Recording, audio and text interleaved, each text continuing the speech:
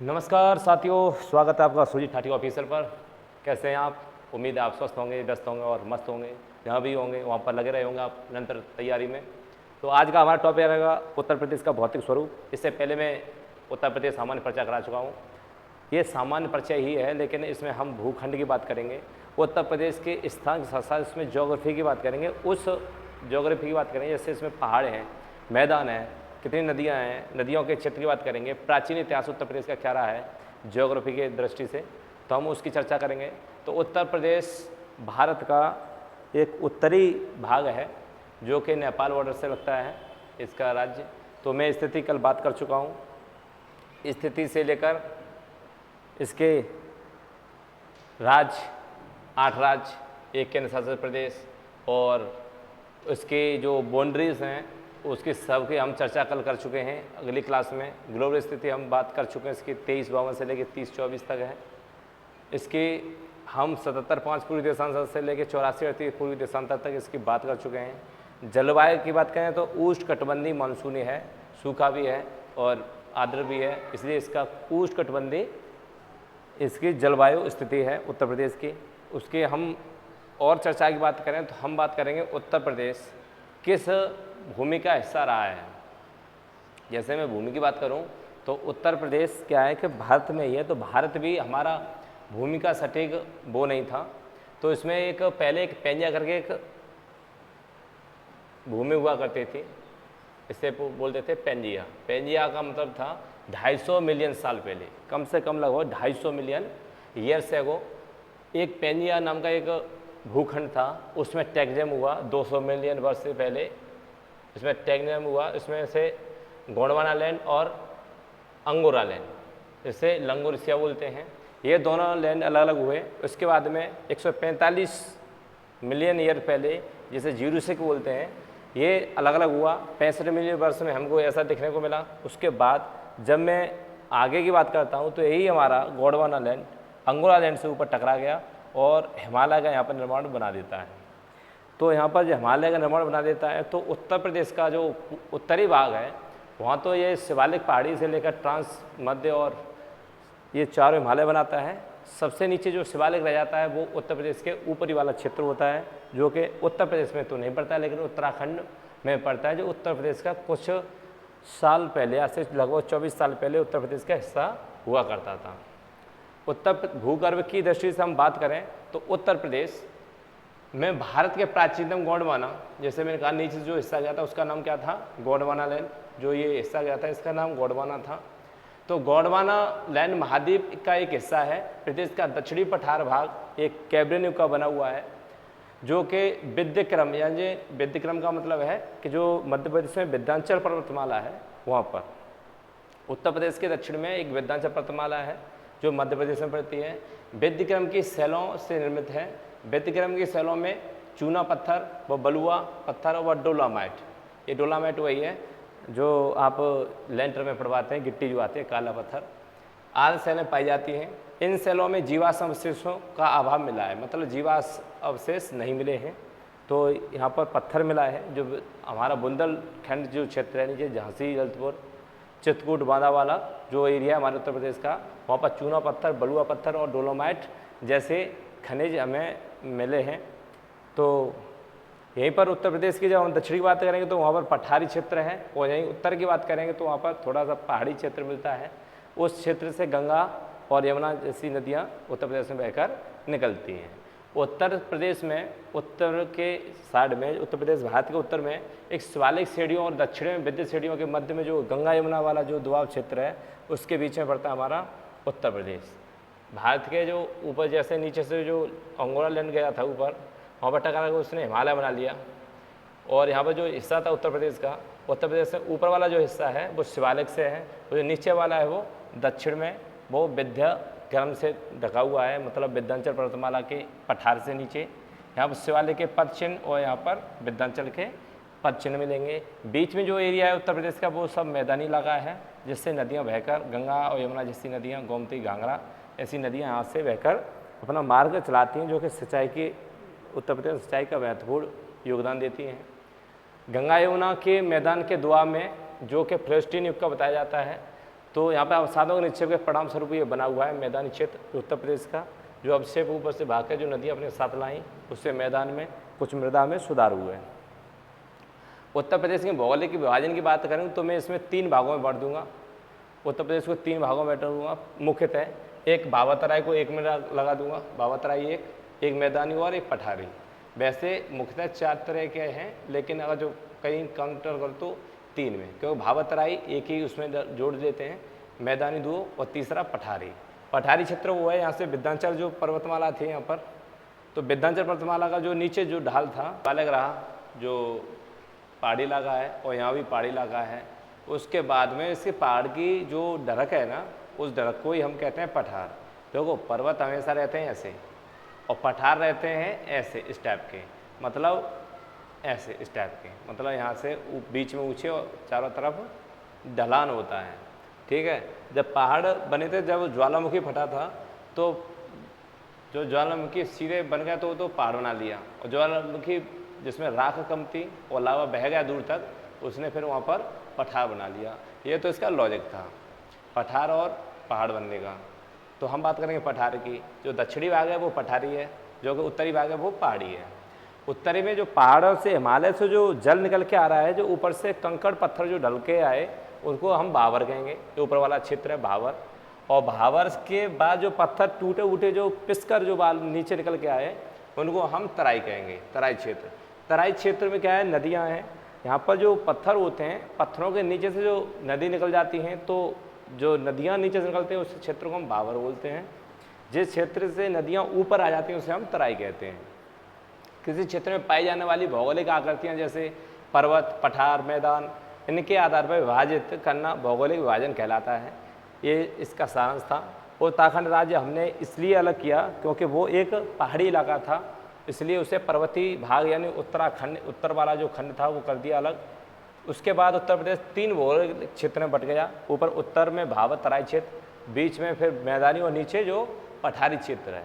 पठारी क्षेत्र को हम बुंदेलखंड क्षेत्र बोल देते हैं। ये वाला जो क्षेत्र है वो बुंदेलखंड है। चलो क्लियर करके बता देता हूँ। जो ये वाला जो क्षेत्र है वो बुंदेलखंड है, जो आगरा के आसपास थोड़ा ललितपुर, झांसी, चित्रकूट, बांदा तक वो बुंदेलखंड है। और उसके बाद मैदानी क्षेत्र है जिसमें फिरोजाबाद, एटा, इटावा, कन्नौज, ये जो इतना जो हिस्सा है वो मैदानी क्षेत्र है। मैदानी क्षेत्र में फसलें ज़्यादा हैं और जनसंख्या भी आपको ज़्यादा देखने को मैदानी क्षेत्र में मिलेगी। ये तो 3 पार्ट थे उत्तर प्रदेश को बांटने के लिए। अगर वो कहता है 4 पार्टों में, 4 भी हैं, भावर, तराई, मैदानी और पठारी से बोल सकते हैं हम। बात करें भावर की, तो भावर होता क्या है, तो भावर में जहाँ कंकड़ पत्थर आपको दिखते हैं उसे हम भावर कहेंगे। कंकड़ पत्थर पिस कर जो बाहर आके बालू बन जाए उसे हम तराई क्षेत्र कहेंगे। तराई के बाद यहाँ से पठार से होते हुए सीधी सागर में नदियाँ अपना मिट्टी लेके चली जाती हैं। तो उसके बाद में जैसे यहाँ पत्थर देखे वो तो हमारा भावर क्षेत्र था, उसके बाद तराई क्षेत्र था। आज मैं भावर क्षेत्र की बात करूँ तो भावर क्षेत्र कहाँ से कहाँ तक रहेगा, उत्तर प्रदेश में सहारनपुर से कुशीनगर तक, मतलब यहाँ से लेकर और यहाँ तक कुशीनगर तक जो क्षेत्र है, उस क्षेत्र में पाई जाने वाली पतली सी पट्टी भावर क्षेत्र की है। जो ये वाला जो एरिया है यहाँ से यहाँ पर ऊपर वाला जो ये भावर क्षेत्र दिखेगा, उसके तुरंत ही नीचे वाला जो क्षेत्र है ये वाला, ये फिर तराई क्षेत्र मिलेगा। ये वाला मिलेगा आपको भावर, और ये नीचे तराई। अच्छा, भावर तराई में अगर मैं बात करूँ जिलों की, तो भावर क्षेत्र से लगे हुए ज़िले, तो आप यहाँ से शुरू कीजिए सहारनपुर से। तो एक तो सहारनपुर, बिजनौर ऊपर वाला हिस्सा, सब जिलों के ऊपर वाले हिस्से मुरादाबाद, रामपुर, बरेली, पीलीभीत, लखीमपुर, बहराइच, श्रावस्ती, बलरामपुर, और यहाँ पर जी सिद्धार्थनगर और महाराजगंज। जो इसका जो ऊपरी भाग है जो, तो ये जो कंकड़ पत्थरों से बना हुआ, मतलब यहाँ पर मिट्टी में कंकड़ पत्थर ज़्यादा हैं, ढलानू एरिया है, क्योंकि यहाँ पर जो भी भूस्खलन वगैरह होता है यहाँ से पहाड़ी इलाका से, शिवालिक पहाड़ से, वो नीचे ही पत्थर आ जाते हैं और उन पत्थरों को जैसे गोल गोल शिवलिंग जैसे बन जाते हैं। तो वहाँ से पानी क्या होता है, नीचे से निकल जाता है। अब जैसे कहीं भी देखो गिट्टी पड़ी होती है, गिट्टी में कितना ही पानी चलाओ वो नीचे से ही निकल जाता है, वैसा ही यहाँ पर होता है कुछ।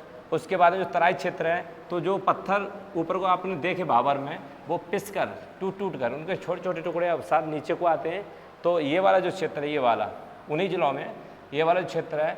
तो इस क्षेत्र में जो गंगा नदी बहती है, गंगा नदी अपने साथ में उस बालू नुमा कंकड़ पथरीली चीज़ों को छोटी छोटी परतें होती हैं उनको ले आती है। तो तो वहाँ पर नदियाँ ऊपर दिखती हैं, जबकि भाबर में नदियाँ नीचे चलती हैं। ठीक है, इतना भाबर और तराई का सीन था। अगर मैं ऊपर बात करूँ यहीं पर, तो यहाँ शिवालिक हिमालय के समांतर गिरपद प्रदेश, गिरपद का मतलब है शिवालिक के पैरों में, पहाड़ के नीचे फैला हुआ क्षेत्र है वो भाबर है। वो केकड़ यानी कंकड़ और पत्थर चट्टानों से बना हुआ है। इस क्षेत्र का विस्तार उत्तर प्रदेश के बिजनौर, सहारनपुर, पीलीभीत, शाजापुर, लखीमपुर खीरी जिलों में है।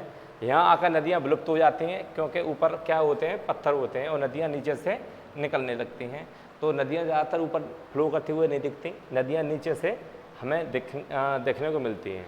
नदियाँ आगे जाकर वापस धरती पर प्रकट हो जाती हैं। यहाँ पर तराई क्षेत्र मिल जाता है, वहाँ पर नदियाँ ऊपर से वापस प्रकट हो जाती हैं और तराई क्षेत्र में खेती अच्छे से होती है। और जबकि यहाँ पर जो भाबर क्षेत्र है तो वहाँ कंकड़ पत्थरों पर क्या हो सकता है, ज़्यादा से ज़्यादा कवक, लेकिन यहाँ पर फसलें नहीं उगाई जा सकती, उपजाऊ नहीं होती है भूमि, फसलों का अभाव होता है। जबकि तराई क्षेत्र में फसलों अच्छे से हो जाती हैं, जैसे गेहूँ, गन्ना और जूट जैसी फसलें अच्छी होती हैं तराई क्षेत्र में।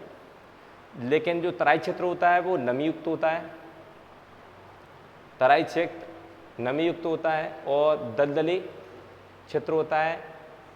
और यहाँ पर गन्ना, धान जैसी फसलें, जूट की भी अच्छी खेती मिल जाती है। जो ये बिहार को पार करके जब पश्चिम बंगाल में पहुँचती है तो वहाँ पर जूट भी हमको देखने को अच्छी मिलती है। कुशीनगर क्षेत्र में जूट की खेती अपने उत्तर प्रदेश से मिलेगी, बाद बाकी पश्चिम बंगाल में हमें जूट देखने को मिलती है। यहाँ पर इन दलदली क्षेत्रों में अनेक तरह के रेंगने वाले जीव मिलते हैं, विषैले सांप जैसे अजगर, मगरमच्छ और इनके साथ अन्य वन जीव भी पाए जाते हैं इस तराई क्षेत्र में। ये तो रहा इसके तराई का क्षेत्र। भाबर मतलब समझे जो कंकड़ पत्थर, और तराई मतलब बालू। जैसे आप नहरों में भी देखे होंगे बालू सी आ जाती है, वो भी तो कहीं ना कहीं ऊपर से ही नहरें आ रही हैं, कहीं ना कहीं गंगा से ही निकली हुई नहरें हैं। तो आज जब मैं ऊपर वाला जो क्षेत्र ये रह गया, इस क्षेत्र को मैंने दिया कर दिया कंप्लीट आपका, भाबर और तराई वाला क्षेत्र ये वाला। तो इसके बाद जो बचता है क्षेत्र वो बचता है आपका मैदानी क्षेत्र। मैदानी क्षेत्र में आपको प्रॉपर 2 नदियाँ दिख रही होंगी। अरे भाई कपड़ा लेना पड़ेगा फिर। इसकी प्रॉपर नदियाँ एक यहाँ पर गंगा और ये दूसरी यमुना, ये हमारे उत्तर प्रदेश की मुख्य नदियाँ हैं। इन नदियों के बीच का जो क्षेत्र है ये वाला, उस क्षेत्र को हम दोआब क्षेत्र बोलते हैं। 2 नदियों के बीच की जगह को हम दोआब बोलते हैं। इस दोआब क्षेत्र में फसलें अच्छी होती हैं। गंगा जमुना के बीच में जो जगह है इसे यमुना गंगा का दोआब भी कहते हैं। यहाँ पर कांप, कीचड़, बालू के निक्षेप मिलते हैं। कांप यानी जो गाद जिसे बोलते हैं, गाद, कीचड़ और बालू यहाँ पर हमको देखने को ज़्यादा मिलेगी। और मिट्टी की बात करें तो जलोढ़ मिट्टी यहाँ पर अधिक मात्रा में देखने को मिलती है, जो कि हम उत्तर प्रदेश की खेती के लिए अच्छी उपयोगी यानी ज़्यादा उपयोगी है। वहीं पर निक्षेपों की संरचना की बात करें तो दोआब क्षेत्र है, नदियों के बीच का क्षेत्र को हम दोआब कहते हैं। इससे हमने खादर और बांगर 2 क्षेत्रों में बांटा है। दोआब क्षेत्र में जो भी मैदान बचा मैदानी क्षेत्र में, उसे हमने 2 भागों में बांटा। जैसे हमने तराई को यानी ऊपर भाग को हमने भाबर और तराई में बांटा था, वैसे ही हमने इसे नीचे आकर खादर और बांगर में बांट दिया। और खादर बांगर में जो नदी के पास वाला क्षेत्र है जहाँ पर बाढ़ आती रहती है उसे हम खादर क्षेत्र कहते हैं। लगभग हर वर्ष बाढ़ आने के कारण यहाँ की मृदा कैसी हो जाती है, नवीकरण यानी नई मृदा बनती रहती है। और यहाँ पर इसी कारण ये प्रदेश की उपजाऊ जो बना रहता है और इसका निर्माण नई जलोढ़ मृदा से होता है। इसकी ऊंचाई बंगाल प्रदेश से कम होती है क्योंकि बंगाल प्रदेश थोड़ा ऊंचा होता है और खादर थोड़ा नीचा रहता है। यहाँ पर गाद और कौप आपको देखने को मिलती रहेगी। जब मैं वहीं पर दोआब के बाद बात करूँ मैं बंगाल क्षेत्र की, तो बंगर से पहले हमें भाबर समझना होगा। भाबर के बाद तराई। बंगर क्या है, तराई क्या है, मैं बता चुका हूँ। भाबर क्षेत्र वो क्षेत्र है जहाँ कंकड़ पत्थर आपको देखने को मिलेंगे। उसके बाद कंकड़ पत्थर टूट टूट कर छोटे छोटे टुकड़े यहाँ पर बालू बनेंगे, उसे हम तराई क्षेत्र कहेंगे। तराई के बाद में यहाँ से लाई हुई मिट्टी जो गाद मिलमा मिट्टी होगी उसे हम बंगर कहेंगे। और खादर उसे कहेंगे जो नीचा एरिया है, जिसे हम ताल बोल देते हैं। जो नीचे वाला एरिया है उसे हम खादर, और बांगर एरिया को हम ऊंचा बोलते हैं, जिसे हम बांगर कहते हैं। मिट्टी एक ही है, उसे हम जलोढ़ मिट्टी बोलते हैं। जलोढ़ के ही 2 रूप हैं, खादर और बांगर। नदी के द्वारा दूर वाला क्षेत्र जो नदी द्वारा लाई गई मिट्टी से पाटा गया है, इस प्रदेश में बाढ़ नहीं आती, जिस कारण यहाँ की मिट्टी का नवीकरण नहीं हो पाता। जहाँ पर नवीकरण हो जाता है खादर का, तो वहाँ पर क्या हो जाता है, नई मिट्टी देखने को मिलती है। जैसे मैंने अभी थोड़ी देर पहले बताया था खादा क्षेत्र, तो खादा क्षेत्र क्या होता है, नवीकरण होता रहता है। जब नदियाँ ऊपर से बाढ़ आती हैं, बाढ़ में पुरानी मिट्टी को ले जाती है, नई मिट्टी ऊपर से, मान लो किसी के खेत में खाद वाद पड़ा ही है अभी अभी, और उस समय वर्षा हो गई, तो वहाँ से जो वहाँ से वर्षा का पानी आता है नदियों में, और नदियों से बहकर मैदानी क्षेत्र में यानी आगे चला आता है खादर क्षेत्र में, और यहाँ से जो उपजाऊ जगह है वो खादर में आ जाएगी, क्योंकि यहाँ पर नीचे है, नीचे में वहाँ पर मिट्टी बैठ जाती है, तो वहाँ पर नवीकरण होता रहता है, और नवीकरण की वजह से वहाँ पर मिट्टी ज़्यादा उपजाऊ हो जाती है। बांगर की अपेक्षा खादर में मिट्टी अच्छी हो जाती है। अब बांगर का सीन क्या है कि यहाँ पर ये पुरानी मिट्टी बोलते हैं इसे, क्योंकि यहाँ पर कोई चेंजेस नहीं होते, पुरानी मिट्टी ही बनी रहती है, इसलिए यहाँ पर खेती उतनी अच्छी नहीं होती जितनी खादर में होती है। ठीक है, अब बात करते हैं खादर बांगर में दोनों में अंतर। तो वहीं पर खादर बांगर दोनों में अंतर, तो खादर क्या है कि नवीन जलोढ़ मिट्टी है, और यहीं बांगर पुरानी जलोढ़ मिट्टी कही जाएगी। अगर मैं बात करूं दक्षिण पठारी क्षेत्र की, तो हमने पहला पढ़ा था तराई क्षेत्र, जिसमें हमने भाबर और तराई क्षेत्र पढ़ा। दूसरा पढ़ा हमने मैदानी में हमने खादर और बांगर पढ़े, जिसमें दो मिट्टियाँ थीं, एक नई जलोढ़ और एक पुरानी जलोढ़। नई जलोढ़ खादर में पाई जाती है, जबकि पुरानी जलोढ़ बांगर में पाई जाती है। अब बात करेंगे हम दक्षिणी पठारी क्षेत्र की, उसी बुंदेलखंड क्षेत्र के जो दक्षिण में हमारे मध्य प्रदेश से सटा हुआ है। तो यह पठारी क्षेत्र मध्य के मैदानी क्षेत्र के ठीक दक्षिण में स्थित है। इसे बुंदेलखंड का पठार भी कहते हैं। यह प्रायद्वीप भारत का उत्तरी विस्तार है। इस पठार क्षेत्र की सामान्य ऊंचाई 300 मीटर के आसपास है। 300 मीटर का मेरा कहने का मतलब है, कहीं कहीं 500 भी है, कहीं कहीं 800 भी है, कहीं कहीं 100 भी है, कहीं कहीं 200 भी है, कहीं 400 भी है। तो इसका सबका औसतन करके लगभग यहाँ पर बैठ जाती है। तो 300 मीटर लगभग ऊंचाई यहाँ पर औसतन बैठती है, यहाँ पर औसतन होती है। और यहाँ पर मिर्ज़ापुर सोनभद्र, जो उत्तर प्रदेश का नीचे यहाँ पर जो ये उत्तर प्रदेश है नीचे वाला हिस्सा उत्तर प्रदेश, ये है ललितपुर और ये रहा सोनभद्र। तो यहाँ से ये सोनभद्र वाला एरिया और मिर्ज़ापुर वाला क्षेत्र, यहाँ पर ये वाला कुछ स्थान पर कैमूर और सोनाकार की पहाड़ियाँ हैं, जो विंध्याचल की पर्वत की एक श्रृंखला का भाग है। तो यहाँ पर लगभग 600 मीटर तक ऊंचाई देखने को मिल जाती है, बाद बाकी यहाँ से यहाँ तक 300 मीटर की देखने को मिलती है, क्योंकि यहाँ पर उत्तर प्रदेश की सबसे ऊंची जो पहाड़ी बोली जाती है वो कैमूर की पहाड़ी है, जो कि विंध्याचल पर्वत का एक हिस्सा है। और विंध्याचल पर्वत मध्य प्रदेश की एक पर्वत श्रृंखला है, जो उत्तर प्रदेश के सोनभद्र से गुजरती है। यहाँ 600 मीटर तक ऊँची देखने को मिलती है। सबसे ऊँची पहाड़ी यहाँ पर कैमूर की है। पठारी क्षेत्र की बात करूँ, यहाँ से जो यहाँ पर जैसे इस क्षेत्र से यहाँ पर जो ढलान है उसे हम पठारी क्षेत्र कहेंगे, इसे हम बुंदेलखंड क्षेत्र भी बोलते हैं। जैसे ललितपुर से स्टार्ट करेंगे, ललितपुर, झांसी, जालौन, हमीरपुर, महोबा, बांदा और चित्रकूट, इलाहाबाद तक, इन जिलों में गंगा के दक्षिणी भाग तथा वाराणसी जिले की चकिया तहसील तक ये फैला हुआ है पठारी क्षेत्र। तो उत्तर प्रदेश का अगर जो कहीं भी आपको पूछा जाता है कि उत्तर प्रदेश का पठारी क्षेत्र इनमें से किस जिले में है, तो इन जिलों को याद कर दीजिए, अपने निगाहों में बसा लीजिए। इन जिलों में से एक आपको ऑप्शन में देखने को मिल जाएगा। ठीक, जब मैं बात करूँ वहाँ पर दक्षिणी भाग में ही सोनभद्र की, तो सोनभद्र आपका 4 प्रदेशों से घिरा हुआ है। 4 प्रदेश में आपको छत्तीसगढ़, बिहार, मध्य प्रदेश और झारखंड है। जब दक्षिणी पठारी क्षेत्र में आगे की बात करूँ तो यहाँ पर मुख्य नदियों की बात करता हूँ, यहाँ तो चंबल, बेतवा, कैन है, क्योंकि जो विंध्याचल से निकली हुई हैं मध्य प्रदेश में, तो वो आके यमुना की सहायक नदियाँ भी हैं। तो मिलती तो यमुना में है, लेकिन निकलती यहाँ से मध्य प्रदेश से हैं ऐसे ऐसे, और आके यहाँ पर यमुना में मिल जाती हैं, यमुना मिल जाती हैं। सोन और टॉन्स, चंबल, बेतवा, कैन, चंबल, बेतवा, कैन यमुना की नदी हैं, जबकि सोन और टॉन्स दोनों यहाँ से कैमूर की पहाड़ी से ऊपर से घूमती हैं और गंगा में मिल जाती हैं। यहाँ कम वर्षा का क्षेत्र है।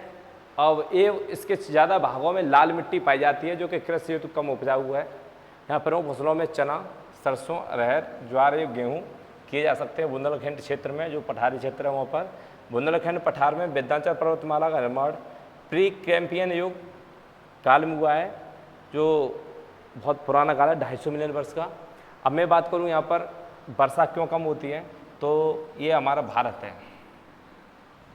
मैं अभी भारत से समझाता हूँ। तो मान लो ये मेरा भारत है, भारत में नीचे श्रीलंका है, आप समझाओगे यहाँ उत्तर प्रदेश है, ये मान लो उत्तर प्रदेश है, तो यहाँ पर ये बिहार है, ये पश्चिम बंगाल है। ठीक, यहाँ पश्चिम बंगाल है। अब यहाँ से जो बादल उठते हैं यहाँ से ऐसे, तो बादल की शाखा यहाँ से चली जाती है, वो ऐसे करके ऊपर चली जाती हैं। जो दूसरी शाखाएँ आती हैं तो यहाँ पर बांग्लादेश से घूमते हुए और यहाँ झमाझम बारिश कर देती हैं और यहाँ तक बारिश कम होती आती है, यहाँ कम हो जाती है। तो ये कुछ शाखाएँ यहाँ से ऐसे नीचे को निकल जाती हैं भारत में, ठीक है। तो इधर से भी जाते हैं तभी विंध्याचल इसको रोक लेती है पहाड़ी बादलों को, तब बारिश अच्छे से नहीं हो पाती इस एरिया में, बुंदेलखंड एरिया में। और जब यहाँ से पूरी मानसून आते हैं तब यहाँ बारिश अच्छे से नहीं हो पाती, इसीलिए यहाँ पर वर्षा कम हो पाती है, इसलिए यहाँ पर मिट्टी लाल है और यहाँ पर फसलें बो की जाती हैं, यहाँ पर इसमें पानी की हमें ज़रूरत कम पड़ती है। अच्छा, इसी के साथ साथ में हम इस यहाँ के क्वेश्चन लगाएंगे। इसके कुछ क्वेश्चन हैं, इन क्वेश्चनों को हम क्रमवार लगाएंगे। क्वेश्चन आपके सामने है, आप इनको आंसर दीजिए साथ ही साथ। पहला क्वेश्चन है, उत्तर प्रदेश में कौन सा क्षेत्र आदिकल्प की प्राचीनतम शैलों से निर्मित है? क्वेश्चन ये पूछा गया है, तो इसका सही आंसर हो जाएगा। पहले क्वेश्चन को आप वॉच कीजिए, उसके बाद सही से आंसर लीजिए। ऑप्शन आपके सामने है। उत्तर प्रदेश का कौन सा क्षेत्र आदिकल्प की प्राचीनतम शैलों से बना हुआ है? तो यह है बुंदेलखंड, इसका सही आंसर। अगला क्वेश्चन है, उत्तर प्रदेश किस प्राचीनतम भूभाग का हिस्सा है? तो इसका सही आंसर हो जाएगा अंगोरा लैंड, नहीं गोंडवाना लैंड। अंगोरा तो ऊपर था, जैसे ऊपर था अंगोरा और नीचे वाला जो हिस्सा था, ये वाला जो टकरा रहा था से, ये गोंडवाना लैंड था। गोंडवाना अंगोरा से टकराया तो यहाँ 33 सागर की जगह पे यहाँ पर हिमालय बन गया। अगला क्वेश्चन है, क्वेश्चन नंबर 3, उत्तर प्रदेश की सबसे ऊंची पहाड़ी सोनाकार या कैमूर किस जनपद में अवस्थित है? तो मैंने जैसे बताया सोनभद्र और मिर्जापुर में देखने को मिलेगी। आप भी आंसर देते हैं साथ साथ में, ठीक है, क्योंकि दोनों की आंसर ही देना जरूरी है। अगले क्वेश्चन है, अगले क्वेश्चन को पहले आप तैयार कीजिए, उसके बाद में आंसर दीजिए। पहला क्वेश्चन है, उत्तर प्रदेश के दक्षिणी भाग में स्थित पठारी भाग की सर्वाधिक उच्च पहाड़ी कौन सी है? तो सबसे ऊंची पहाड़ी कैमूर की पहाड़ी है, जो उत्तर प्रदेश में पड़ती है। लेकिन मैंने जैसे बताया था, हिस्सा किसका है? विंध्याचल पर्वतमाला का है। अगला क्वेश्चन है, उत्तर प्रदेश के उत्तर में कौन सी पर्वत श्रेणियाँ हैं?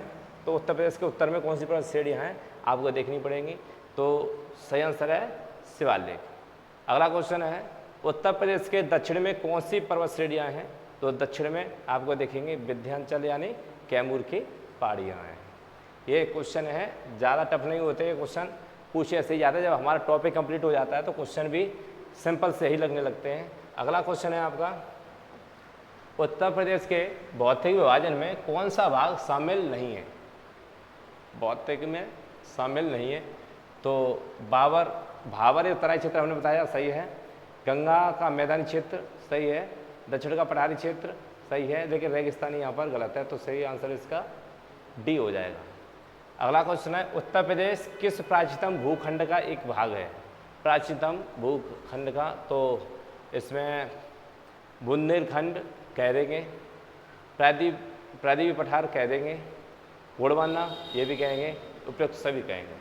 जो सही आंसर हो जाएगा उपयुक्त सभी। गंगा यमुना मैदान में नवीन कांप निक्षेपों का क्या कहा जाता है? ये इम्पोर्टेंट है, ये क्वेश्चन सारे पूछे गए, क्योंकि यहाँ पर कुछ स्पेस नहीं बचा था लिखने के लिए। यहाँ से यहाँ तक लाइन लग जाती। यूपी उत्तर प्रदेश लेखपाल यूपीपीएस प्री 2017 वगैरह बहुत सारे बार पूछा गया है। अगला क्वेश्चन है, गंगा यमुना मैदान में नवीन कांप, ये पूछा नवीन कांप निक्षेप का क्या कहा जाता है? तो इसे कहा जाता है नवीन कांप के लिए खादर। खादर नवीन कांप के लिए, यहाँ पर नवीन जलोढ़ मिट्टी आपको मिल जाएगी। आगे क्वेश्चन है, उत्तर प्रदेश के दक्षिण में स्थित पठारी भूभाग को किस नाम से जाना जाता है? इसका सही आंसर हो जाएगा, आप बताएं। उत्तर प्रदेश के दक्षिण में स्थित पठारी भूभाग को किस नाम से जाना जाता है?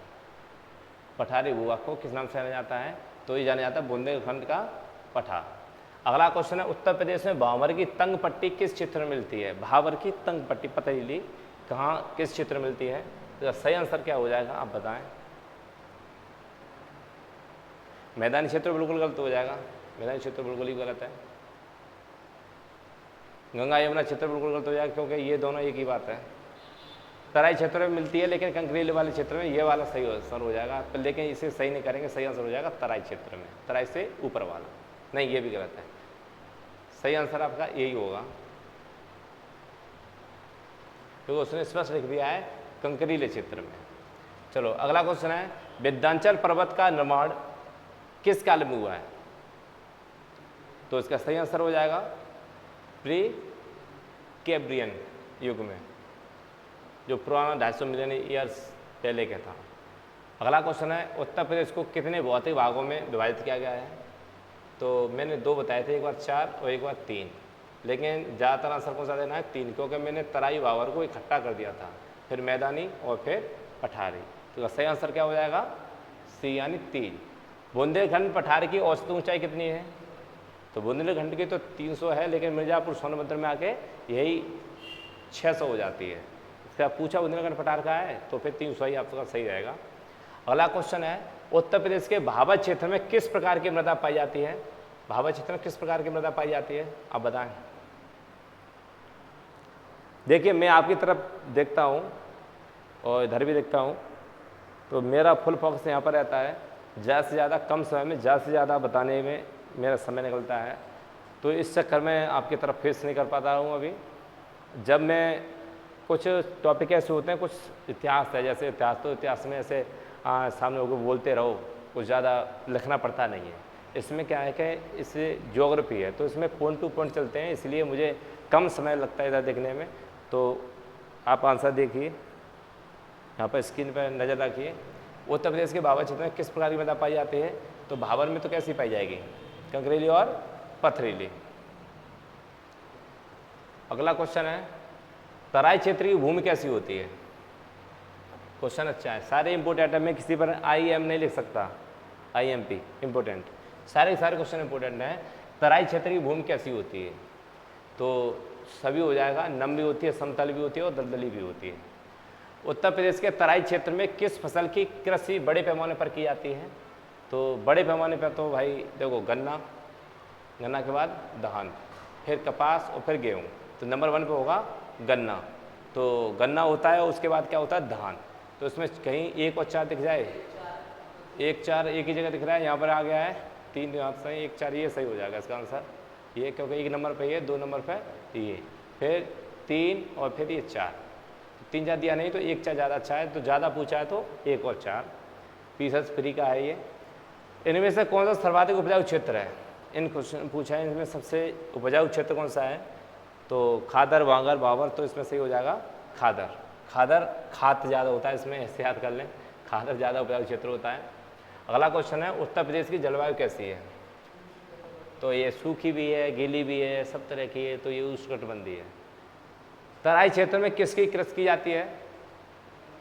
तो गन्ना और धान की ज़्यादा की जाती है, वैसे गेहूँ भी हो जाते हैं, लेकिन प्रॉपर जो कैसे हैं प्योर तराई है, उसमें तो आपको गेहूँ सॉरी गन्ना और धान ही दिखेंगे। ज़्यादा कर दोगे तो फिर जूट कर लो। पीछे वाले मिस्टेक हो गई थी, जहाँ कपास लिखा हुआ वहाँ जूट लिखना था। पुरानी जलोढ़ मृदा कहाँ पाई जाती है? ये क्वेश्चन था पीछे, ये कपास वाला। कपास से हम उत्तर प्रदेश में होगी ही नहीं, क्योंकि कपास काली मिट्टी में होती है। यहाँ पर 2 दिखे, वो तो गलती कर देना, जैसे ये गलत होएगा 2 वाला, केवल 3 बात गलत है, 1 और 3 बात करेंगे तो ये भी गलत है, तो सही आंसर ये हो जाएगा। कपास की जगह मुझे जूट लग रहा था, इसलिए जल्दी में फास्ट फॉरवर्ड के चक्कर में मैं आगे बढ़ गया। जल्दी का काम शैतान का होता है, जल्दी नहीं करनी चाहिए। हाँ, क्वेश्चन अब कौन सा चल रहा था? 21वें क्वेश्चन में पूछ रहा है, पुरानी जलोढ़ मृदा कहाँ पाई जाती है? तो पुरानी जलोढ़ बांगर, खादर में तो नहीं पाई जाती, क्योंकि नवीन है, तो यहाँ पर हो जाएगा बांगर। तो सही आंसर हो जाएगा बांगर। जैसे मैंने बताया ना, भाबर तराई अलग चीज़ है, खादर बांगर अलग चीज़ है, नवीनकरण होता रहता है खादर में। तो आज की हमारी क्लास यहीं संपन्न होती है, और आप इस क्लास को अच्छे से देखिए, नोट्स बनाइए, क्योंकि नोट्स बनाने के लिए ये डाटा मैं कर लाता हूँ, इसमें बहुत समय लगता है। और ऐसे ही नहीं कि यहाँ पर मैं एक वो बनाऊँ, क्या कहते हैं, पढ़ाने का तरीका ये भी है अच्छा, जैसे मैं यहाँ पर एक ब्लैंक पेज लूँ और ब्लैंक पेज पर यहाँ पर मैं सिर्फ लिखता रहूँ, ऐसे बना के यहाँ बनाऊँ ये उत्तर प्रदेश, उसके बाद मैं यहाँ पर लिखने लग जाऊँ। यहाँ लिखना वही है, देखो लिखते यहाँ पर ज़्यादा वो हैं जिनके पास टीम नहीं होती, जिनके पास PDF अवेलेबल नहीं होती, क्योंकि डाटा एक्चुअल लिखा हुआ है। मेरी तो नज़र में मैं तो बता ही रहा हूँ आपको मेरी आवाज़ के द्वारा, लेकिन आपको दिख भी रहा है तो ज़्यादा कंटेस्ट हो जाएगा। कभी कभी क्या होता है, इस डाटा को आप स्क्रीनशॉट भी ले सकते हैं, कुछ ऐसे पैराग्राफ बना हुआ है तो स्क्रीनशॉट भी ले सकते हैं। तो कम समय में ज़्यादा अगर जो बताना है तो आपको डाटा लिखना ही पड़ेगा। ठीक है, इसलिए मैं यहाँ पर डाटा लिख कर लाता हूँ ताकि ज़्यादा से ज़्यादा आपको बता सकूँ और कुछ भी चीज़ छूटे नहीं। मालूम पड़े मैं यहाँ पर शॉर्ट में बता रहा हूँ, बताते बताते लगता है बताते वो चीज़ छूट जाऊँ जो एक्चुअल में बतानी थी। ऐसा होता है कभी, क्योंकि मैं ज़्यादातर ऑफलाइन में पढ़ाता हूँ और ऑफलाइन में मुझे ये छाप करना, ऐसे बोल कर ज़्यादा बताना होता है। मुझे नहीं लगता कि मार्कर से यहाँ पर छाप कर कुछ ज़्यादा देर टिक पाऊँगा, 2 घंटे में पता नहीं, तो बहुत थोड़ा सा हो पाता है। तो इसीलिए कम समय में ज़्यादा देना ये स्लाइड दिए हैं और स्लाइड को आप कहीं कहीं स्क्रीनशॉट भी लगा सकते हैं। तो आप लाइक और शेयर ज़रूर करें, क्योंकि मेहनत है, मेहनत का मेहनताना ज़रूर आपको देना चाहिए। आप हमारे हाथ मजबूत करें लाइक से, और ताकि हम कंटेंट और मजबूत बनाएं आपके लिए। ठीक है, तो जो लाइक हैं वो लाइक करें, ना लाइक तो वैसे भी कुछ नहीं करेंगे। थैंक्स फॉर वॉचिंग, धन्यवाद।